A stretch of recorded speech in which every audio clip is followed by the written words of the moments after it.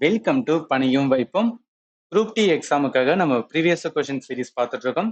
பிசிக்ஸ்ல இதுக்கு முன்னாடி வந்து ஒர்க்கு எனர்ஜி பவர் ரிலேட்டடா இப்பெல்லாம் கொஸ்டின் கேட்டான்னு சொல்லிட்டு ஒரு வீடியோ போட்டிருந்தோம். இப்போ வந்து அடுத்த டாபிக் பார்க்குற மாதிரி இருந்தது. பட் ஒரு சின்ன கரெக்ஷன் பண்ணிக்கலாம். என்ன கரெக்ஷன் அப்படின்னா, நான் என்ன நினைச்சேன்னா ஃபண்டமெண்டலா கிளாஸ் எடுக்கும்போது குரூப் டி எக்ஸாமுக்காக இந்த 12 டாபிக் இம்பார்ட்டன்ட் சொல்லிட்டு நான் ஒரு வீடியோ போட்டிருந்தேன். எப்படி சயின்ஸ் ப்ரிப்பேர் பண்ணணும்னு சொல்லி போட்டிருந்தேன். அதுல சின்ன வந்து என்னன்னா ஒரு மாற்றம் வேணும். ஏன் சொல்றேன்னா, இப்போ குரூப் டிக்கான கொஸ்டின் பேப்பர் வந்து அதாவது அந்த வீடியோலயே நான் சொல்லியிருந்தேன். 2022 குரூப் டி எக்ஸாம்ல சயின்ஸ்ல எப்படிலாம் கொஸ்டின் கேட்டாங்கன்னு சொல்லிட்டு நான் ஒரு ட்ரைவ் போட்டிருந்தேன். இந்த லிங்கை கிளிக் பண்ணீங்கன்னா இந்த மாதிரி தான் ஓப்பன் ஆகும். இதுல பயாலஜி, கெமிஸ்ட்ரி, பிசிக்ஸ் தனியா பிடிஎஃப் கொடுத்துருந்தேன். இப்போ எதுக்காக அதை சொல்றேன்னா, இந்த பிசிக்ஸ் இருக்கு பாத்தீங்களா, இதை நீங்க எடுத்து பாத்தீங்கன்னா அண்ட் ஆல்சோ நான் நிறைய வந்து ஹிந்தி சேனல், நிறைய வெப்சைட் எல்லாத்தையுமே நான் சர்ச் பண்ணி பார்த்ததுல என்ன தெரிய வந்துச்சு அப்படின்னா, இந்த 12 டாபிக் இருக்கு பாத்தீங்கன்னா, 12 டாபிக்ல இருந்து கொஸ்டின்ஸ் வந்து எடுக்கல. அவங்க எதுல இருந்து எடுத்திருக்காங்கன்னா 4 டாபிக் தான். ஒன்னு ஒர்க் எனர்ஜி பவர்ல இருந்து எடுத்திருக்காங்க. அடுத்து லைட் அண்ட் ஆப்டிக்ஸ், அடுத்து electric current and effect, magnetism. மிச்சம் இருக்க டாபிக் இருக்குல்ல, unit and measurement, motion, force and law of motion, gravitation, heat and temperature, wave, sound, invention, discovery, இதுல இருந்து ஒரு கொஸ்டின் கூட எடுக்கல. இது எதுக்காக சொல்றேன்னா, நீங்க இப்ப வந்து என்னன்னா சயின்ஸ் வந்து ப்ரிப்பேர் பண்ணிட்டு இருப்பீங்க ஃபண்டமெண்டலா. குரூப் டி எக்ஸாமுக்காக நீங்க ப்ரிப்பேர் பண்றீங்கன்னு வச்சுக்கலாம். பிசிக்ஸ்ல இந்த டாபிக்லாம் தேவையில்ல. இந்த 4 டாபிக்மே போதுமானது. ஏன் சொல்றேன்னா, ரீசெண்டா என்டிபிசி எக்ஸாம் வந்து நடந்து முடிஞ்சது.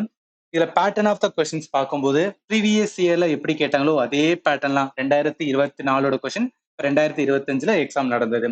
ஏன் சொல்றேன் அப்படின்னா, பேட்டர்ன் சேமா தான் இருக்கு, எங்கேயும் சேஞ்ச் பண்ணல. அதனால குரூப் டில எப்படி கேட்டாங்களோ, அதாவது 2024 எப்படி கேட்டாங்களோ அதே பேட்டர்ன் இந்த வருஷம் கேட்பாங்க. அதனால தேவையில்லாத படிச்சு வந்து டைம் வேஸ்ட் பண்ணாம பிசிக்ஸ் படிக்க போறோம்னா இந்த 4 டாபிக் மட்டும் ரொம்ப ஸ்ட்ராங்கா படிக்கணும். ஏன் இந்த 4 டாபிக் மட்டும் ரொம்ப ஸ்ட்ராங்கா படிக்கணும், அதுக்கான ரீசன் அண்ட் ஆல்சோ வந்து இந்த இருக்கு பாத்தீங்களா, இந்த பிசிக்ஸ்ல எடுத்து வந்து நான் செக் பண்ணி பார்த்தேன். நீங்களுமே எடுத்து செக் பண்ணுங்க. அதுக்கான லிங்க், அதாவது இந்த ட்ரைவ் இருக்குல்ல, இந்த கொஸ்டினுக்கான ட்ரைவ் இருக்குல்ல, இந்த வீடியோலயுமே நான் வந்து என்ன பண்றேன், லிங்கா கொடுக்குறேன். அதை கிளிக் பண்ணி என்ன பண்ணுங்க, இந்த பிசிக்ஸை ஓப்பன் பண்ணி ஒவ்வொரு கொஸ்டினா பாருங்க. நீங்க பார்க்கும்போதே உங்களுக்கு தெரிய வரும்.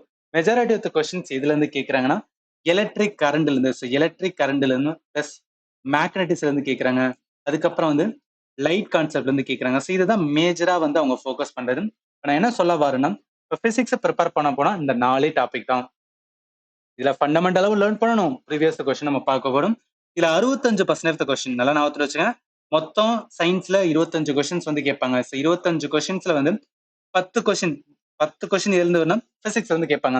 அந்த 10 கொஸ்டினுக்கு 65% கொஸ்டின் வந்து electric current and effect plus magnetism.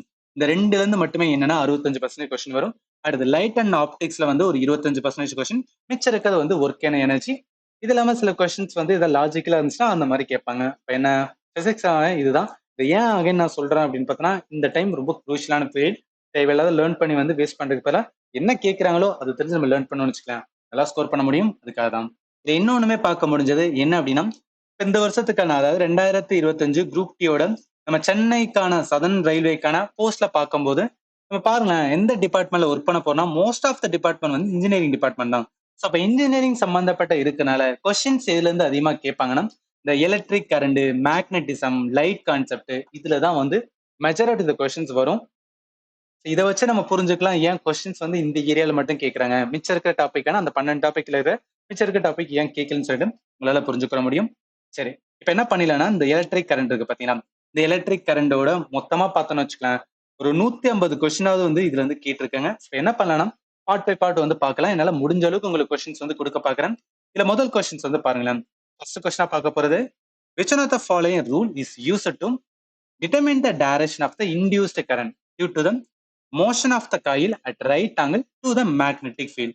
நான் சொன்ன மாதிரி எல்லா கொஸ்டினுமே எந்த டேட்ல கொஸ்டின் கேட்டாங்கன்னு சொல்லிட்டு மென்ஷன் பண்ணி அதன் மூலம் இந்த கொஸ்டின் குரூப் டில தான் கேட்டாங்களான்னு சொல்லி உங்களால புரிஞ்சுக்க முடியும்.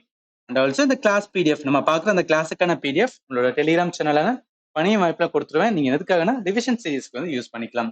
சரி, இப்போ இந்த கேள்வியில என்ன சொல்றாங்க, ஏதோ ஒரு ரூலை வந்து கேட்கறாங்க. ரூல் எந்த சம்பந்தப்பட்டதுன்னா, direction of the induced current சொல்றாங்க. சரி, இதுதான் வந்து குழுவே. Direction of the induced current எதுல வந்து நம்ம லேர்ன் பண்ணுவோம், ஃபிளெமிங்கோட ரூல்ஸ்ல லேர்ன் பண்ணுவோம். ஃபிளெமிங்ல 2 ரூல்ஸ் இருக்கும். கன்ஃபியூஷன் இங்க தான் வரும். இது லெஃப்ட் ஹேண்டா இல்ல ரைட் ஹேண்டான்னு வந்து டவுட் வரும். சிம்பிளா ஞாபகத்துல வச்சுக்கோங்க. ஃபிளெமிங்கோட லெஃப்ட் ஹேண்ட் எதுக்கு சம்பந்தப்பட்டதுன்னா மோட்டார் சம்பந்தப்பட்டதுன்னு சொல்லுவாங்க. ஸோ மோட்டார்ல வந்து கான்செப்ட் இருக்கும், அதை நான் உங்களுக்கு சொல்றேன்.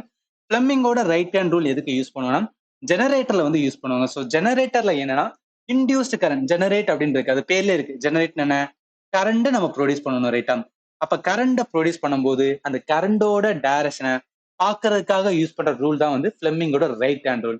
பிளம்பிங்கோட லெஃப்ட் ஹேண்ட் ரூல் என்னன்னா மோட்டர்ல இருக்கும். அதாவது மோட்டார் சுத்தும் போது என்ன ஆகும் அப்படின்னா அது எந்த வாக்குல சுத்துதுன்னு பாக்குறதுக்காக வந்து அந்த ஃபோர்ஸை கண்டுபிடிக்கிறதுக்காக டைரக்ஷனை பார்ப்பாங்க. அதுக்கு யூஸ் பண்ற ரூல் தான் வந்து பிளம்பிங்கோட லெஃப்ட் ஹேண்ட் ரூல். சின்ன கன்ஃபியூஷனா இருக்கலாம், ஒரு அனிமேஷன் பார்த்தா உங்களுக்கு நல்லா வந்து புரியும். இதுல பாருங்களேன், இதுல உங்களுக்கு நான் கிளாரிட்டியா வந்து சொல்லியிருக்கேன். இதுல என்ன அப்படின்னா நல்லா கவனிங்க. மோட்டர் என்ன, நம்ம வீட்டுல யூஸ் பண்ற ஃபேனை வந்து ஞாபகத்துல வச்சுக்கேன். ஃபேனை என்ன பண்ணுவோம், நம்ம சுவிட்ச் போடுவோம். சுவிட்ச் போட்டோம்னா ஃபேனு சுத்தும். அப்ப என்ன, இந்த இடத்துல அந்த சுவிட்ச் போடுறதா வந்து இந்த பேட்டரி கனெக்ட் ஆகுதுன்னு ஞாபகத்துல வச்சோம். சுவிட்ச் அதாவது இந்த பேட்டரி கனெக்ட் ஆகணும்னே நல்லா கவனிக்கலாம். இந்த பேட்டரி எப்போ கனெக்ட் ஆகுதோ அப்ப மட்டும் தான் இது வந்து சுத்த ஆரம்பிக்கும். அப்ப என்ன, இந்த இடத்துல நம்ம சுவிட்சை போடும்போது இது சுத்துது பாத்தீங்கன்னா, இப்படி சுத்தும் போது வந்து இது என்ன டைரக்ஷன்ல சுத்துதுன்னு சொல்லிட்டு வந்து கண்டுபிடிக்கணும். அது கண்டுபிடிக்கிறதுக்காக இருக்கிற ரூல் தான் என்ன, பிளெமிங்கோட லெஃப்ட் ஹேண்ட் ரூல். இது வந்து என்ன அப்படின்னு பார்த்தோன்னா, இது பார்த்தது வந்து மோட்டரோடது. இது ஜெனரேட்டரோடது. ஜெனரேட்டர் என்ன பண்ணணும், கரண்ட வந்து என்னன்னா ஜெனரேட் பண்ணணும். ஸோ கரண்ட ஜெனரேட் பண்ணணும். இதில் நம்மளே வந்து சுத்த வைப்போம். எப்படி சுத்த வைப்போம், ஏதாவது வந்து என்னன்னா இப்ப இந்த பிளான்ட்ல இருக்கு பாத்தீங்களா, விண்ட் பிளான்ட் இதோட வந்து கனெக்ட் பண்ணி என்ன பண்ணுவாங்கன்னா இதை வந்து சுத்த வைப்பாங்க. இதை சுத்தம் போது என்னன்னா இங்க நல்லா கவனிக்கலாம். இதை சுத்தம் போது மட்டும்தான் இந்த லைட் இந்த இது என்ன ஆகும் அப்படின்னா பல்ப்ல வந்து லைட் எரியும். அப்ப என்ன, இந்த இடத்துல கரண்ட் வந்து ஜெனரேட் ஆகுது. அப்படி கரண்ட் ஜெனரேட் ஆகும்போது இது எந்த டைரக்ஷன்ல, அதாவது இந்த கரண்ட் எந்த டைரக்ஷன் நோக்கி போகுது, இந்த டைரக்ஷனை கண்டுபிடிக்கிறதுக்காக இருக்கிற ரூல் தான் என்ன, பிளம்பிங்கோட ரைட் ஹேண்ட் ரூல். நான் ரொம்ப பேசிக்கா தான் சொல்றேன், இன் பிரத்தா சொல்லல, ஜஸ்ட் புரிஞ்சுக்கிறதுக்காக சொல்றேன். இதை வச்சு பார்க்கும்போது கேள்வி என்ன, அவன் கேள்வியும் சொல்லியிருக்காங்க, இன்டியூஸ் கரண்ட். இதுதான் வந்து குழுவே. இன்டியூஸ்னு சொன்னாவே வந்து கரண்ட் இன்டியூஸ் ஆகுது. அப்ப எதுல இன்டியூஸ் ஆகும், ஜெனரேட்டர். அதுலதான் நம்ம கரண்ட் ப்ரொடியூஸ் பண்றோம். அந்த உருவார கரண்ட் தான் இன்டியூஸ் கரண்ட் சொல்லுவாங்க. அதனால இந்த கொஸ்டினுக்கு ஆன்சர் வந்து பிளமிங்கோட ரைட் ஹேண்ட் ரூல் தான். அதாவது வச்சுங்க, பிளமிங்கோட ரைட் ஹேண்ட் ரூல் தான் எது சம்பந்தப்பட்டதுன்னா ஜெனரேட்டர் சம்பந்தப்பட்டது. அதனால இந்த கொஸ்டினுக்கு ஆன்சர் இதா வரும். அடுத்து போயிடலாமா. அடுத்து செகண்ட் பாருங்களேன். which one of the following situations are possible அப்படின்னு கேட்கிறாங்க. சரி ஒவ்வொன்றா பார்த்தலாம். Magnetic field line can be parallel to each other. சரி இது இருக்கட்டும். அடுத்து magnetic field line can be concentric சர்க்கிள்னு சொல்றாங்க. சரி இதுவும் இருக்கட்டும். மூணாவது பாருங்க, magnetic field line can intersect each other இருக்கு. இந்த மூணுலயும் அவங்க என்ன சொல்ல வராங்க, மேக்னெட்டிக் ஃபீல்ட் லைனை வந்து சொல்ல வராங்க. மேக்னெட்டிக் ஃபீல்ட் லைனா என்ன, இதுதான் மேக்னெட். அதாவது ஒரு மேக்னெட் இருக்குன்னா அதை சுத்தி என்னன்னா ஃபீல்டு இருக்கும். எப்போதும் ஒரு மேக்னெட் நார்த் போல உருவாகி என்ன ஆகுனா சவுத் போல நோக்கி வந்து போகும்னு சொல்லுவாங்க. அதே மாதிரி இதுல சில ப்ராப்பர்ட்டிலாம் இருக்கும். அதை நம்ம என்னன்னா ஃபண்டமெண்டல் லேர்ன் பண்ணிருக்கணும். இது வந்து என்னன்னா நம்ம ஃபண்டமெண்டல் உங்களுக்கு எடுக்கும்போது நான் டீச் பண்ணிதான் நல்லா கவனிக்கலாம். மேக்னெட்டிக் ஃபீல்ட் லைன் ஆனது என்ன பண்ணா ஒரு கண்டினியூஸ்டான வந்து லூப்பை வந்து என்னன்னா உருவாக்கும்னு சொல்லுவாங்க. கண்டினியூஸ் லூப்னா ஒண்ணு கிடையாது. இங்க பாருங்க, இதுதான் ஒரு லூப். இந்த கர்வா இருக்கு, ஒரு லூப் மாதிரி இருக்கு பாத்தீங்களா. இந்த இதுதான் என்ன சொல்லுவாங்கன்னா லூப்புன்னு சொல்லுவாங்க. அப்ப என்ன, இது வந்து கரெக்டா இருக்கு. அடுத்து it originate from the north pole and end with the south போல்னு சொல்லுவாங்க. இதான் நான் சொன்னேன், நார்த்ல உருவாகி சவுத்ல. இதுக்கு ஒரு அனிமேஷன்ஸ் வந்து பார்த்தலாம், உங்களுக்கு மறக்காம இருக்கும். நல்லா கவனிக்கலாம். இங்க இருக்கு பாருங்களேன். நார்த் போல் இருக்கு, சவுத் போல் இருக்கு. நார்த்ல இருந்து உருவாகி இது என்னன்னா சவுத் நோக்கி தான். இது ஆல்வேஸ் சொல்லுவாங்க, எப்போதும் மேக்னெட்டிக் ஃபீல்ட் என்னது நார்த்ல உருவாகி சவுத் நோக்கி போகும்னு சொல்லுவாங்க. நீங்க வந்து அதை ஹோம்வொர்க் பண்ணணும். சரி அடுத்து என்ன, அடுத்து வந்து ப்ராப்பர்ட்டி பார்த்தோம். the larger the number of the field line crossing per unit area. ஒண்ணு கிடையாது. அதாவது ஒரு மேக்னெட் எடுக்கிறோம்னு வச்சுக்கலாம். அந்த மேக்னெட்ல எந்த ஏரியால அதிகமான லைன் வந்து போதோ அந்த லைன்ல தான் என்ன சொல்லுவாங்கன்னா மேக்னெட்டிக் ஃபீல்ட் லைன் ரொம்ப ஸ்ட்ராங்கா இருக்குன்னு சொல்லுவாங்க. அப்ப மேக்னெட்டிக் ஃபீல்ட் லைன் எந்த இடத்துல ஸ்ட்ராங்கா இருக்குன்னா இந்த இடத்துல, இந்த எட்ஜ்ல. இந்த எட்ஜ்ல தான் என்ன அப்படின்னு பார்த்தோம்னா மேக்னெட்டிக் ஃபீல்ட் லைன் ரொம்ப ஸ்ட்ராங்கா இருக்குன்னு இந்த ப்ராப்பர்ட்டி வந்து மூணாவது ப்ராப்பர்ட்டி சொல்லுது. நாலாவது பாருங்களேன், மேக்னெட்டிக் ஃபீல்ட் லைன் ஆனது நெவர் இன்டர்செக்ட் ஈச் அதர். ஒருபோதும் ஒன்றை ஒன்று வெட்டி கொள்வதில்லைன்னு சொல்லுவாங்க. ஏன் சொல்றேன்னா இங்க பாருங்களேன், இதுல ஏதாவது ஒரு லைன் வந்து ஏதாவது ஒண்ணு வந்து தொடுதான்னு பாருங்களேன். கரெக்டா அது உண்டு அது வேலை உண்டுன்னு வந்து போயிட்டு இருக்கும். இதோட இன்னொன்னு ஒட்டாது. இதுதான் வந்து ப்ராப்பர்ட்டி. இதை வச்சு இந்த கொஸ்டின் நம்மளால ஆன்சர் பண்ண முடியும். முதல் இது பாருங்க, magnetic field and parallel to each other. Yes parallel தானே இருக்கு. ஏன்னா இங்க பாருங்களேன், இதுக்கு இது வந்து parallel, இதுக்கு இது வந்து parallel. அப்ப parallel தான் இருக்கு. அதனால கரெக்டா தான் இருக்கு ஃபர்ஸ்ட் ஸ்டேட்மெண்ட். செகண்ட் ஸ்டேட்மெண்ட் பாருங்களேன், magnetic field form can be a concentric circle. Yes இது வந்து ஒரு சர்க்கிள் மாதிரி ஃபார்ம் ஆகுதுல. நல்லா பாருங்க, ஒரு சர்க்கிள் மாதிரி வந்துன்னா ரவுண்ட் ஃபார்ம்ல ஃபார்ம் ஆகும். இதுவும் கரெக்டா தான் இருக்கு. மூணாவது பாருங்களேன், magnetic field can intersect each other. இப்பதான் பார்த்தோம் ப்ராப்பர்ட்டி என்ன பார்த்தோம், நெவர் இன்டர்செக்ட் அப்படின்னு பார்த்தோம் ரைட்டா. அதனால என்ன, இந்த ஸ்டேட்மெண்ட் அதாவது தேர்டு தான் வந்து தப்பா இருக்கு, மிச்சம் ரெண்டுமே கரெக்டா இருக்கு. அப்ப ஆன்சர் என்ன, போத் 1 and E தான் கரெக்ட். ஆப்ஷன் E தான் வந்து இந்த கொஸ்டினுக்கு ஆன்சர். நெக்ஸ்ட் போயிடலாம். தேர்ட் கொஸ்டின்ஸ் வந்து பாருங்க. ஈவன் இந்த கான்செப்ட் எல்லாமே கம்ப்ளீட் பிசிக்ஸ் எடுக்கும்போது மேக்னட்டிசம் பார்ட் 1ல உங்களுக்கு ப்ராப்பரா வந்து டீச் பண்ணி தான் நார்த்ல இருந்து உருவாகி சவுத்து போகும். அதே மாதிரி க்ளோஸ் லூப் ஃபார்ம் ஆகும், never intersect each other. South to north எங்க அப்படின்னு பார்த்தோம்னா இந்த உள்ள போகுது பாத்தீங்களா, உள்ள போகுது மீன்ஸ் வந்து இங்க இந்த லைன் பாருங்களேன், இந்த இடத்துல பாருங்களேன். இது என்னன்னா ஸ்ட்ரைட்டா இருக்கும். இந்த இது மட்டும் தான் என்ன சொல்லுவாங்க அப்படின்னா, இங்க போற இதுல அதாவது அந்த மேக்னெட்டிக் ஃபீல்ட் இங்க எப்படின்னா இங்கதான் சவுத்துல உருவாகி நார்த் நோக்கி போகும். மிச்சம் இருக்கிற எல்லா இடத்துலயும் என்ன அப்படின்னா நார்த்ல உருவாகி சவுத் நோக்கி போகும். எல்லாமே நம்ம ஃபண்டமெண்டல் லேர்ன் பண்ணணும், அதன் மூலம் வந்து கனெக்ட் பண்ணிக்கலாம். அடுத்து போயிடலாமா? அடுத்து தேர்ட் பாருங்களேன். which of the following statement are correct அப்படின்னு கேட்டுட்டு magnetic field strength is strongest at the centre of the power magnet. இப்பதான் நான் சொன்னேன் மேக்னெட்டிக் ஃபீல்ட் ஒரு ப்ராப்பர்ட்டி பார்த்தோமா, இந்த மூணாவது ப்ராப்பர்ட்டி என்ன சொன்னோம், எந்த ஏரியால அதிகமான மேக்னெட்டிக் ஃபீல்ட் லைன் கிராஸ் ஆகுதோ அந்த இடத்துல தான் மேக்னெட்டிக் ஃபீல்டு ஸ்ட்ராங்கா இருக்குன்னு பார்த்தோம். எந்த இடத்துல அதிகமா கிராஸ் ஆகும் நம்மளுக்கு தெரியும். எந்த இடத்துல கிராஸ் ஆகும், இந்த எட்ஜ்ல தான் வந்து அதிகமா வந்து கிராஸ் ஆகுது. அப்ப இந்த இடத்துல தான் என்னன்னா ஸ்ட்ராங்கா இருக்குமே தவிர இந்த சென்டர்ல வந்து ஸ்ட்ராங்கா இருக்காது. அதனால இந்த கொஸ்டின் முதல் ஸ்டேட்மெண்ட் என்னதான் தப்பா இருக்கு. அடுத்து பாருங்க, no two magnetic field can intersect. இது நம்மளுக்கு தெரியும், இப்பதான் பார்த்தோம். அப்ப இது கரெக்டா இருக்கு. தேர்ட் பாருங்க, magnetic field always form a closed ஆன continuous curve. எஸ், இது ஆல்வேஸ் என்னன்னா இந்த மாதிரி ஒரு closed ஆன continuous curve என்ன பண்ணுவோம்னா ஃபார்ம் பண்ணுன்னு சொல்லுவாங்க. அதனால ஃபர்ஸ்ட் இது மட்டும் தான் தப்பா இருக்கு, மிச்சம் ரெண்டுமே கரெக்டா இருக்கு. அப்ப என்ன செகண்ட் அண்ட் 3 தான் கரெக்ட். ஆப்ஷன் ஏ தான் வந்து இந்த கொஸ்டின் கரெக்ட். இதெல்லாம் பாருங்களேன் ரொம்ப பேசிக், பட் நம்ம தெரிஞ்சிருந்தா மட்டும் தான் இந்த கொஸ்டின் வந்து கையே வைக்க முடியும். சரி, ஃபோர்த்து போயிடலாம். ஃபோர்த் கொஸ்டின் பார்த்தோம்னா and AC generator work on the principle அப்படின்னு கேட்டிருக்காங்க. ஒன்றும் கிடையாது.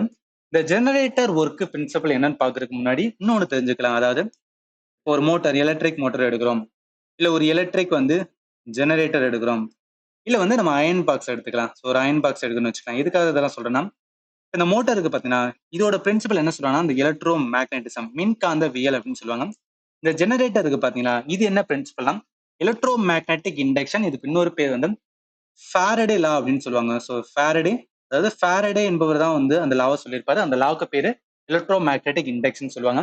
மூணாவது அயன் பாக்ஸ் இருக்கு பாத்தீங்களா, இது என்ன சொல்லுவாங்கன்னா ஹீட்டிங் எஃபெக்ட்னு சொல்லுவாங்க. ஸோ ஹீட்டிங் எஃபெக்ட் ஆர் இதுக்கு இன்னொரு பேர் என்ன சொன்னா ஜூல்ஸ் எஃபெக்ட் ஆஃப் ஹீட்டிங் அப்படின்னு சொல்லுவாங்க.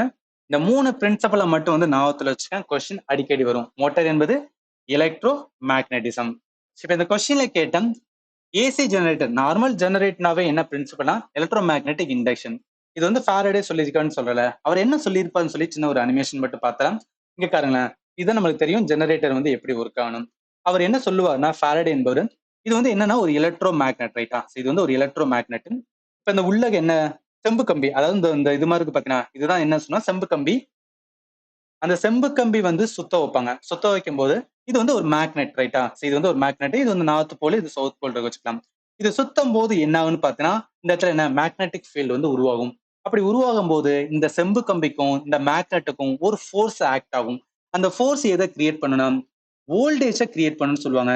எப்போதும் ஞாபகத்துல வச்சுக்கலாம், ஒரு இடத்துல வோல்டேஜ் கிரியேட் ஆகுனா என்ன உருவாயிரும், கரண்ட் வந்து ஃபார்ம் ஆகும். ஏன்னா வோல்டேஜ் என்பது ஒரு ஃபோர்ஸ். அந்த ஃபோர்ஸ் வந்தா போதும், கரண்ட்ல என்ன எலக்ட்ரானோட மூவ்மெண்ட் அப்படின்னு சொல்லுவாங்க. அப்போ ஒரு இடத்துல ஃபோர்ஸ் கிடைச்சிச்சுன்னா எலக்ட்ரான் என்ன ஆகும்னா மூவ் ஆக ஆரம்பிச்சிடும். அதனாலதான் என்ன சொல்லுவாங்க கரண்ட் ப்ரொடியூஸ் ஆகும். அப்படி கரண்ட் ப்ரொடியூஸ் ஆகுதான் இந்த இடத்துல என்னன்னா இந்த லைட் பல்ப் வந்து எரியறதுக்கான ரீசன். இப்போ எதுக்காக சொல்லனா இது நான் சிம்பிளா உங்களுக்கு சொன்னேன். இது வந்து கொஞ்சம் இன்டெப்தா என்னதுன்னா அவர் தியரிட்டிக்கா சொல்லியிருப்பாரு. சரி, கொஸ்டின் பார்த்துட்டோமா? ஈவன் நான் அந்த டீச் பண்ணும்போது உங்களுக்கு என்னன்னா தெளிவா சொல்லியிருப்பேன். எலக்ட்ரிக் ஜெனரேட்டர் என்ன பிரின்சிபல்னா Faraday law of electromagnetic inductions. Generator என்ன பண்ணும்னா மெக்கானிக்கல் எனர்ஜி எலக்ட்ரிக்கல் எனர்ஜியா கன்வெர்ட் பண்ணும். இது இம்பார்ட்டன்ட், நீங்க ரொம்ப பண்ணணும். சரி, அடுத்து போயிடலாம். ஃபிஃப்த் கொஸ்டின் பாருங்களேன். A wire of a given material has a length I and resistance R. Another wire of the same material having 3 times the length and twice the area of the cross section will have the resistance equal to அப்படின்னு இருக்கலாம். இது வந்து ஒரு concept. என்ன கான்செப்ட்னா நம்ம resistance வந்து learn பண்ணுவோம். Resistance தமிழ்ல என்ன சொல்லுவோம், மின் தடை அப்படின்னு சொல்லுவோம், ரைட்டா? ஸோ ரெசிஸ்டன்ஸ் தமிழ்ல வந்து மின் தடைன்னு சொல்லுவோம். இதுக்கு அப்படியே ஆப்போசிட் சொல்ல முடியாது. இதோட இன்னொரு கான்செப்ட் தான் என்ன சொல்லுவாங்கன்னா ரெசிஸ்டிவிட்டி அப்படின்னு சொல்லுவாங்க. ஸோ ரெசிஸ்டிவிட்டி அப்படின்னு சொல்லுவாங்க. இது வந்து மின்தடை எண் அப்படின்னு சொல்லுவோம் தமிழ்ல. ஸோ இது வந்து மின்தடை எண் அப்படின்னு சொல்லுவோம். இதுக்கு என்ன அப்படின்னா இந்த ரோ அப்படின்னு சொல்லுவாங்க. இந்த ரெசிஸ்டன்ஸுக்கு ஆர் அப்படின்னு சொல்லுவாங்க. ரெசிஸ்டன்ஸ் என்பது ஒரு ப்ராப்பர்ட்டி. அதாவது என்ன ப்ராப்பர்ட்டினா இது என்ன பண்ணும், மின்தடைன்னு சொல்றோம். அதாவது கரண்ட் ஃப்ளோ ஆகும்போது அதை தடை பண்ற ஒரு ப்ராப்பர்ட்டி தான் வந்து ரெசிஸ்டன்ஸ். ரெசிஸ்டிவிட்டி என்பது ஒரு பொருள்ல வந்து எப்படி ரெசிஸ்டன்ஸ் இருக்குன்னு சொல்றது. இது ஒவ்வொரு பொருளுக்குமே மாறுபடும். ஃபார் எக்ஸாம்பிள் மின் கடத்துற பொருள் அப்படின்னு இருக்கும், மின் கடத்தா பொருள் இருக்கும், பாதி கடத்துற பொருள் இருக்கும். ஒவ்வொரு பொருளுக்கும் என்ன மின்தடையானது வேறுபடுமா? அப்படி ஒவ்வொரு பொருளுக்கும் அந்த வேறுபடுறத என்ன சொல்லுவாங்கன்னா ரெசிஸ்டிவிட்டி மின்தடை என்னன்னு சொல்லுவாங்க. எப்படிலாம் ஒரு பொருளுக்கு மாறுபடுதோ அது எல்லாத்தையும் என்ன பண்ணா நோட் பண்ணுவாங்க. அதன் மூலம் வந்து ஒவ்வொரு பொருளுக்கும் எப்படி மின்தடை எண் இருக்குன்னு சொல்லிட்டு நோட் பண்ணி வைக்கும்போது என்னன்னா ஈஸியா யூஸ் பண்றதுக்கு வந்து நம்ம ஹியூமன் யூஸ் பண்றதுக்கு ஹெல்ப்ஃபுல்லா இருக்குன்னு சொல்லிட்டு வந்து சயின்டிஸ்ட் வந்து மேக் பண்ணியிருப்பாங்க. சரி இது வந்து இருக்கட்டும். இது எதுக்காக சொல்ல வரணும்? இதுல இந்த ரெசிஸ்டிவிட்டி, ரெசிஸ்டன்ஸ் இது சம்பந்தப்பட்ட ஒரு ஃபார்முலா இருக்கும். நல்லா கவனிங்களேன். மின்தடை எண் அப்படின்னு இருக்கா? சோ மின்தடை எண்ணுக்கான ஃபார்முலா என்ன சொல்லணும்? Rose equal to RA by L. அதாவது ஆர் மீன்ஸ் வந்து ரெசிஸ்டன்ட். எப்போதும் எந்த ஒரு பொருளா இருந்தாலும் சரி, அது வந்து மின்கடத்தா பொருள் இல்ல மின்கடத்தா பொருளா இருந்தாலும் சரி, எல்லா பொருளையும் சின்ன ரெசிஸ்டன்ஸ் இருக்கும். அந்த ரெசிஸ்டன்ஸ் வந்து எவ்வளோ இருக்கு அதை பொறுத்தா என்ன சொல்லுவாங்கன்னா ரெசிஸ்டிவிட்டி சொல்லுவாங்க. அந்த ரெசிஸ்டிவிட்டி எப்படி கண்டுபிடிக்க முடியும்? அந்த பொருள் இருக்கு பாத்தீங்கன்னா ஏ மீன்ஸ் என்ன சொல்லுவாங்க அப்படின்னா ஏரியான்னு சொல்லுவாங்க. அதாவது அந்த பொருள் எவ்வளவு ஏரியா கொண்டிருக்கு, அதே மாதிரி அதோட லென்த், அந்த பொருளோட லென்த் எவ்வளவு இருக்கு, இதை பொறுத்தா என்ன அந்த பொருளோட ரெசிஸ்டிவிட்டி வந்து சொல்ல முடியும். ஏன் இதை சொல்றேன்னா இந்த ஃபார்முலால நமக்கு அந்த ஆர் வேணும்னு வச்சுக்கலாம். என்ன பண்ணிக்கலாம், அந்த எள்ளு மேல கொண்டு வரலாம். அப்ப ரோ எள்ளு கீழே வந்து ஏ அப்படின்னு வரும். இந்த ஃபார்முலா வச்சுதான் இந்த ஃபார்முலா வச்சுதான் என்ன பண்ண போறோம் அப்படின்னு பார்த்தா இதுக்கு முன்னாடி கேட்ட கொஸ்டின் இந்த கொஸ்டினை என்ன பண்ண முடியும்னா நம்ம சால்வ் பண்ண முடியும். அது எப்படி சால்வ் பண்ண முடியும்னா நல்லா கவனிக்கலாம். அவன் என்ன சொல்றான், லென்த் வந்து எல்லுன்னு சொல்லிட்டான், ரெசிஸ்டன்ஸ் ஆர்ன்னு சொல்லிட்டான். சோ என்ன பண்ணிக்கலாம்னா அந்த ரோ இருக்கட்டும், சாரி ரோ கிடையாது, என்ன இது நம்மளுக்கு வந்து ஆறு தானே, சோ ஆறு இருக்கட்டும். ஈக்குவலண்ட் என்ன ரோ எல் பை ஏ அப்படின்னு இருக்குமா. இதுல என்ன சொல்றாங்கன்னா அனதர் வைன்னு சொல்றாங்க. அப்ப இதை நான் R1 அப்படின்னு வச்சுக்கிறேன். அனதர் வைன்னு சொல்றதுனால நான் R2 அப்படின்னு வந்து எடுத்துக்கிறேன். எடுத்துட்டு என்ன சொல்றேன்னா சேம் மெட்டீரியலா, ஆனா அதோட லென்த் வந்து 3 டைம் வந்து அதிகமா இருக்கும். அப்ப லென்த் வந்து 3 டைம்னா என்ன, இங்க வெறும் எல், அப்ப என்ன போடுவோம் ரோ அப்படியே தான் இருக்கும், 3L அப்படின்னு போடுவோம் ரைட்டா. அதே மாதிரி ஏரியா ஆஃப் கிராஸ் செக்ஷன், அந்த ஏ தான் கிராஸ் செக்ஷன், அது வந்து ட்வைஸ் அப்படின்னு சொல்றாங்க. ட்வைஸ்னா 2, அப்ப நார்மல் ஏக்கு இந்த இடத்துல என்ன 2A அப்படின்னு வந்து போடுவேன். இது என்ன ஆகும், அதாவது 3/2 வந்து வெளியே எடுத்துட்டேன், ரோ எல் பை ஏ அப்படின்னு இருக்கும். இந்த இடத்துல என்ன மீன் ஆகுதுன்னு பாருங்களேன், நல்லா கவனிங்க. இந்த ரோ எல் பை ஏன்னு இருக்கா, இங்கேயும் ரோ எல் பை ஏன்னு இருக்கு. அப்ப இதுக்கு பதிலா நான் என்ன பண்ணுவேன் R1 அப்படின்னு எழுதுவேன். அப்ப 3/2 R1 ஈக்குவல் டு என்ன, இங்கிட்ட R2 இருக்கு. அப்ப அந்த புதுசா இருக்கிற வயரு R1க்கு என்ன 3/2 என்ன இருக்கும் அப்படின்னு பார்த்தோம்னா மடங்கா இருக்கும். அப்ப என்ன 3/2 R தான். இந்த நம்ம R1 எடுத்துட்டோம், வெறும் வந்து அந்த இடத்துல R வச்சு சொல்லியிருக்காங்க. அப்ப 3/2 R தான் இந்த கொஸ்டினுக்கு கரெக்டான ஆன்சர். ஆப்ஷன் பி தான் வரும். இது எல்லாமே என்னன்னா கான்செப்ட் தான். நம்ம ஆல்ரெடி லேர்ன் பண்ணியிருந்தோம்னா இந்த ஃபார்முலா ரொம்ப பண்ணா போதும். இந்த ரெசிஸ்டிவிட்டி ஃபார்முலா வச்சு என்ன பண்ணிக்கலாம்னா இந்த R வந்து தனியா கொண்டு வரலாம். Rose equal to RA by L. இது மறந்துடாதீங்க, நோட் பண்ணிக்கங்க. சரி, அடுத்த கேள்வி போறதுக்கு முன்னாடி நான் கம்ப்ளீட்டா அதாவது பிசிக்ஸ்ல நல்லா கவனிங்களேன். இந்த இடத்துல எலக்ட்ரிசிட்டில உங்களுக்கு என்ன சொல்லியிருப்பேன் அப்படின்னா எப்படிலாம் வந்து இந்த ஃபார்முலா, அதாவது ரெசிஸ்டன்ஸ்னா என்ன, கெப்பாசிட்டன்ஸ்னா என்ன, ரெசிஸ்டிவிட்டினா என்ன, எப்படி இந்த ஃபார்முலா வரும், ஒவ்வொன்றுக்கு என்ன கான்செப்ட்னு சொல்லி கொஞ்சம் இன்டெப்தா நான் வந்து டீச் பண்ணியிருப்பேன். இது எல்லாமே குரூப் டேக்கு இம்பார்ட்டன்ட், நீங்க மிஸ் பண்ணிடக்கூடாது. அதுக்காக தான் வந்து நான் சொல்றேன். சரி, அடுத்து போயிடலாம். அடுத்த 6வது கொஸ்டின் பார்த்தா which one of the following home appliance does not use an electric motor? ஒன்றும் கிடையாது, எலக்ட்ரிக் மோட்டார். அந்த மோட்டரை இதெல்லாம் வந்து யூஸ் பண்ணுவான்னு கேட்குறாங்க. இப்போ வாஷிங் மிஷின் இருக்குன்னா என்ன, வாஷிங் மிஷின் என்ன ஆகும், உள்ள பார்த்தோம் அப்படின்னா அது சுத்தும். அதாவது என்ன ஆகுது, எலக்ட்ரிக்கல் எனர்ஜியை என்ன மாத்துது, மெக்கானிக்கல் எனர்ஜி. நம்ம சுவிட்ச் போட்டோன்னா அந்த வாஷிங் மிஷின் என்ன உள்ள வந்து சுத்துது பாத்தீங்களா, அந்த சுத்துறது என்னன்னா மெக்கானிக்கல் எனர்ஜி. மோட்டரோட கான்செப்ட் என்ன, எலக்ட்ரிக்கல் எனர்ஜி மெக்கானிக்கல் எனர்ஜியா கன்வெர்ட் ஆகும். அப்ப கரெக்ட், ஃபர்ஸ்ட் இது வந்து கரெக்டா தான் இருக்கு. ரெண்டாவது பாருங்க, எலக்ட்ரிக் மிக்சர், அதாவது மிக்சி யூஸ் பண்றோம்ல, மிக்சி என்ன ஆகும் சுத்துமா. அப்ப என்ன அதுலயும் நம்ம சுவிட்ச போட்டோன்னே அது வந்து சுத்துது. அப்ப எலக்ட்ரிக்கல் எனர்ஜி மெக்கானிக்கல் எனர்ஜியா கன்வெர்ட் ஆகுது. இதுவும் கரெக்டா தான் இருக்கு. எலக்ட்ரிக் அயன் இருக்கு பாத்தீங்கன்னா, சலவை பட்டி, நம்ம அயன் பாக்ஸ் யூஸ் பண்றோம்ல, இது எதோட கான்செப்ட்னா ஹீட்டிங் எஃபெக்ட் கான்செப்ட். நான் அதனால தான் ஃபர்ஸ்டே உங்களுக்கு சொன்னேன், மோட்டர், ஜெனரேட்டர், அந்த வந்து அயன் பாக்ஸ் மூணுக்கும் என்ன பிரின்சிபல் இருக்கு சொல்லி நம்ம லேர்ன் பண்ணோம். ஹீட்டிங் எஃபெக்ட் ஆர் வந்து ஜூல்ஸ் எஃபெக்ட் ஆஃப் ஹீட்டிங் சொல்லுவாங்க. இம்பார்ட்டன்ட், ரொம்ப பண்ணிக்கலாம். அடுத்து பாருங்க, எலக்ட்ரிக் ஃபேன் நம்மளுக்கு தெரியும். ஃபேன் என்ன சுவிட்ச் போட்டோன்னு சுத்துது. அப்ப எலக்ட்ரிக்கல் எனர்ஜி மெக்கானிக்கல் எனர்ஜியா கன்வெர்ட் ஆகுது. அதன் மூலம் என்ன இந்த கொஸ்டினுக்கு ஆன்சர் எது வந்து மோட்டரை வந்து யூஸ் ஆகாதுன்னு கேட்டு இருக்காங்க. அதனால ஆன்சர் வந்து என்ன வரும், சி தான் வரும். சரி, நீங்க பாருங்களேன், அதை நான் கொடுத்துருக்கேன். எலக்ட்ரிக் மோட்டர் என்ன, fan, blower, machine tools, turbine, pumps, power tool, compressor, alternator, இந்த ரோலிங் மில்ஸு, மூவரு, ஷிப்ஸ் எல்லாமே என்னன்னா எதை பேஸ்னா எலக்ட்ரிக் மோட்டரோட பிரின்சிபலை பேஸ் பண்ணி தான், அதாவது எலக்ட்ரிக்கல் எனர்ஜி மெக்கானிக்கல் எனர்ஜியை கன்வெர்ட் ஆகிற பிரின்சிபலை பேஸ் பண்ணி தான் என்னன்னா எல்லாமே வரும். சரி, அண்ட் ஆல்சோ இங்கே பாருங்களேன், அந்த ஹீட்டிங் எஃபெக்ட் அப்படின்னு சொன்னோம்னா ஹீட்டிங் எஃபெக்ட்டுக்கு பெஸ்ட். இந்த எலக்ட்ரிக் அயன் தமிழ்ல பாருங்களேன், மின் சலவை பட்டி, ரொட்டி சுடும் அடுப்பு, மின்சார அடுப்பு, மின் சூடேற்று, வெந்நீர் கொதிகலன். இந்த எலக்ட்ரிக் வந்துன்னா கீசர் அப்படின்னு சொல்லுவாங்க. ஸோ எலக்ட்ரிக் கீசர்னு சொல்லுவாங்க. இது எல்லாமே எதை பேஸ் பண்ணினா electric heating device or heating எஃபெக்ட்னு சொல்லுவாங்க. ஒன்றும் கிடையாது. அயன் பாக்ஸ்ல என்ன நம்ம சுவிட்சை போட்டு அயன் பண்ணும்போது என்ன ஆகும், அந்த இடத்துல ஹீட் ஆகும். அந்த அயன் பாக்ஸுக்குள்ள என்ன இருக்குன்னா சில மெட்டீரியல்ஸ் இருக்கும். அதாவது நிக்கல் ஆர் வந்து குரோமியம் வச்சிருப்பாங்க. இதெல்லாம் என்னன்னு பார்த்தீங்கன்னா அதிகமான ரெசிஸ்டிவிட்டி கொண்ட வந்துன்னா தனிமமா இருக்கும். அதே மாதிரி ஹையான வந்து மெல்டிங் பாயிண்ட கொண்டதா இருக்கும். நாட் ஈஸிலி ஆக்சிடைஸ் ஆகாததா இருக்கும். ஈஸிலி ஆக்சிடைஸ் ஆச்சுன்னா துரு பிடிச்சு போயிரும்ல, அதுதான் ஈஸிலி வந்து நாட் ஆக்சைடு சொல்லுவாங்க. இந்த கண்டிஷன் இருக்கிறதுனாலதான் என்ன அப்படின்னு பார்த்தீங்கன்னா அந்த கரண்ட் உள்ள போகும்போது அதை ஸ்டாப் பண்ணிட்டு என்னன்னா அந்த எலக்ட்ரிக்கல் எனர்ஜியை ஹீட் எனர்ஜியை கன்வெர்ட் ஆகுது. அதனாலதான் நம்ம அயன் பாக்ஸ் என்னன்னா நம்ம இது பண்ணும்போது வந்து நல்லா ஹீட்டிங்கா இருக்கிறது. இது உங்களால லாஜிக்காவே புரிஞ்சுக்கிற முடியும். பட் இருந்தாலும் வந்து அந்த கான்செப்ட் வந்து சொல்லிக்கிறேன். சரி, இப்ப 7th கொஸ்டின் வந்து பாருங்களேன். சேம் பேட்டர்ன் ஆஃப் கொஸ்டின் ஒன்று பார்த்தோம் பாத்தீங்கன்னா அந்த ரெசிஸ்டன்ட் ரெசிஸ்டிவிட்டி அதை வச்சுதான்.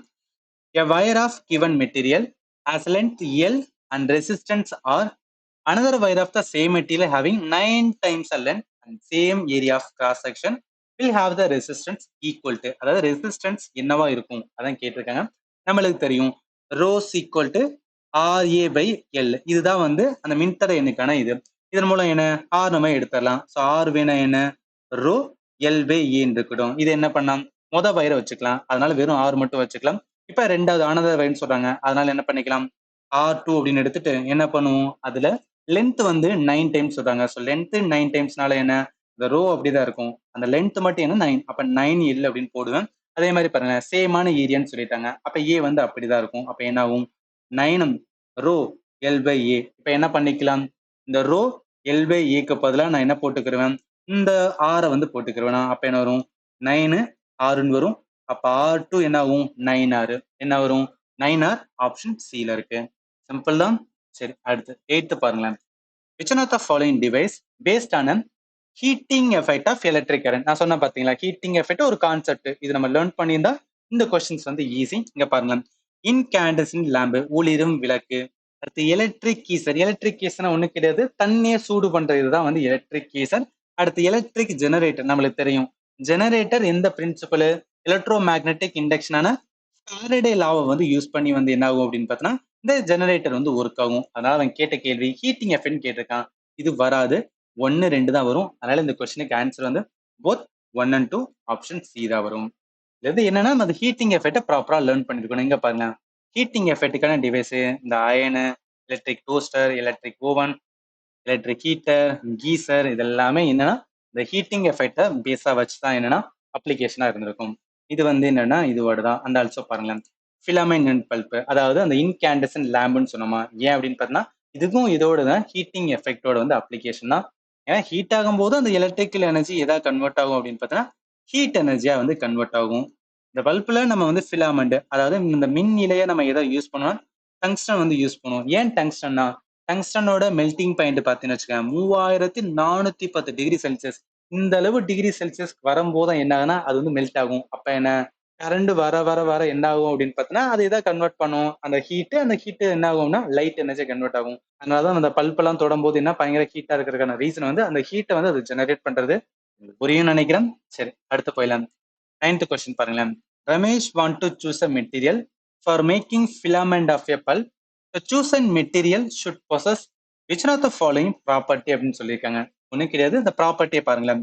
லோவான மெல்டிங் பாயிண்ட் இருக்கணுமா, ability to glow at high டெம்பரேச்சரா, ஹையான ரெசிஸ்டன்ஸா. முதல்ல என்னன்னா அவங்க பல்ப்புக்கான ஃபிலாமெண்ட் என்ன அந்த மின் இலை அப்படின்னு பார்த்துருக்கோம். அதை எதை போய் பேஸ் பண்ணி எடுப்பாங்கன்னா அதுக்கான சில ப்ராப்பர்ட்டி இருக்கும். அது என்னென்ன ப்ராப்பர்ட்டா இங்க இருக்கு பாருங்க. அதிகமான ரெசிஸ்டிவிட்டி கொண்டதா இருக்கணும். ஏன், அப்பதான் அதிகமான ஹீட்டை ஹோல்ட் பண்ண முடியும். அதனால என்னன்னா இந்த எலக்ட்ரிக் எனர்ஜி லைட் எனர்ஜியை கன்வெர்ட் ஆகும். அண்ட் ஆல்சோ ஹையான மெல்டிங் பாயிண்ட் இருக்கணும். கம்மியான மெல்டிங் பாயிண்ட்னா ஈஸியா என்ன ஆயிரும், அந்த ஃபிலாமெண்ட் வந்து டக்குன்னு வந்து உடஞ்சு போயிடும், மெல்ட் ஆயிரும்ல. அதெல்லாம் இருக்கக்கூடாது. அதனால ஹை மெல்டிங் பாயிண்ட் இருக்கும். அதனால தான் எது யூஸ் பண்ணணும்னா டங்ஸ்டன் வந்து யூஸ் பண்றது. ஸோ டங்ஸ்டன் யூஸ் பண்றதுக்கு முக்கியமான ரீசனா என்னன்னா ஹையான மெல்டிங் பாயிண்ட் கொண்டது. அண்ட் ஆல்சோ நாட் ஈஸிலி வந்து ஆக்சிடைஸ் ஆகாதமா இருக்கும். இதுதான் ப்ராப்பர்ட்டி. இந்த ப்ராப்பர்ட்டியை வச்சு தான் என்ன பண்ணுவாங்க அப்படின்னு பார்த்தீங்கன்னா இந்த ஃபிலாமெண்டை வந்து சூஸ் பண்ணுவாங்க. ஸோ இதை வச்சு சொல்லும் போது என்ன, இங்க பாருங்க லோவான மெல்டிங் பாயிண்ட் டெஃபினட்டா கிடையாது, ஹையான மெல்டிங் பாயிண்ட் தேவையா இருக்கும். அதனால இது வராது. மிச்சம் ரெண்டுமே வரும். ஹை டெம்பரேச்சருக்கு அது க்ளோ ஆகணும், ஹையான ரெசிஸ்டன்ஸ் கொண்டதா இருக்கும். ஏன்னா ரெசிஸ்டன்ஸ் அதிகமா இந்த மின்தடையை பண்ணும்போது தான் அது ஹீட்டை ஜெனரேட் பண்ணும். அந்த ஹீட் என்ன ஆகும் அப்படின்னு பார்த்தீங்கன்னா லைட் எனர்ஜியா கன்வெர்ட் ஆகும். ஸோ அதனால இந்த கொஸ்டினுக்கு ஆன்சர் வந்து போத் செகண்ட் அண்ட் 3 தான் வந்து கரெக்ட். ஆப்ஷன் ஏ தான் இந்த கொஸ்டின் கரெக்ட். இந்த கொஸ்டினோட இதை வந்து ஸ்டாப் பண்ணிக்கலாம். ஏன்னா நான் ரொம்ப பெருசா கொடுத்துன்னு வச்சுக்கலாம், ஒரு மாதிரி போரிங்கா இருக்கும். அதனால பார்ட் பை பார்ட் வந்து பார்த்துட்டேன். இது வந்து பார்ட் 1 நினைச்சுக்கேன். இதுக்கப்புறம் வந்து என்னன்னா ஒரு செட் ஆஃப் கொஸ்டினை வந்து நம்ம பார்ட் 2 பார்க்கலாம். நான் சொன்னதுல வேற ஏதாவது உங்களுக்கு டவுட் இருந்துச்சுன்னா இந்த வீடியோட கமெண்ட் செக்ஷன்ல வந்து கேளுங்க. நான் கண்டிப்பா உங்களுக்கு ஆன்சர் பண்றேன். ஃபைனலி தேங்க்யூ ஃபார் வாட்சிங் and have a nice day.